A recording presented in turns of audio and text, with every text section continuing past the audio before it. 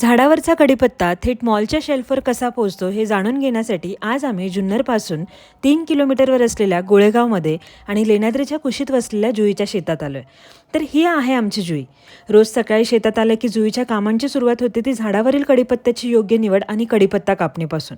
त्यानंतर हा काढलेला कढीपत्ता पॅकेजिंग प्रोसेससाठी घेतला जातो आणि पॅकेजिंगपूर्वी प्रत्येक फांदीतून एक एक काडी वेगळी करून चांगल्या दर्जाचा कढीपत्ता पाण्यात स्वच्छ केला जातो आणि मग शेवटी मॉलच्या मागणीनुसार वजन काट्यावर 50 ग्रॅमच्या पॅकिंगमध्ये पुढे हा माल थेट मॉलला पाठवला जातो.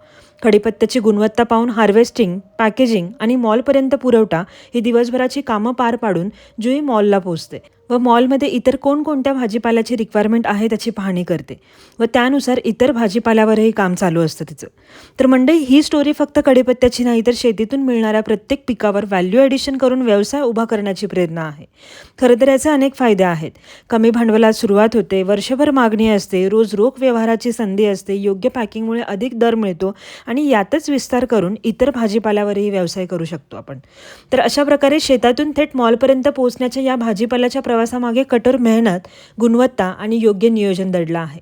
आणि म्हणूनच जुईला आम्ही शेतकरी म्हणत नाही तर ॲग्रीप्रेन्युअर म्हणतो, जी शेतीतून येणाऱ्या प्रत्येक पिकावर व्हॅल्यू ॲडिशनचं काम करून चांगला बाजारभाव मिळवते.